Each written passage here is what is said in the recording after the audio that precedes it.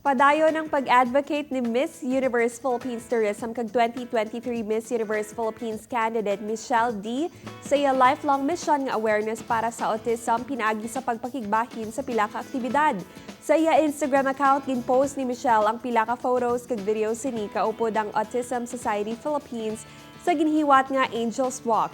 Sa iya caption, ginpayag ni Michelle nga isa ka fulfilling day ang among nga experience. Ilabi na nga madamo siya sang na-inspire kag nabuligan. Samtang yari na mga dapat bantayan sa mga lihim ni Orduha.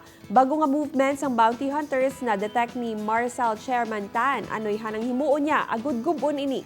Malain nga plano bato kay Greg, mapunggan ay Honey Gem. Kag sa paglabutanay ni Valencia kag Onyx, sino'y hanang mangindehado. Inakriban pa nga mga maaksyon nga eksena, bantayan ta sa mga lihim ni Orduha pagkatapos ng 24 oras.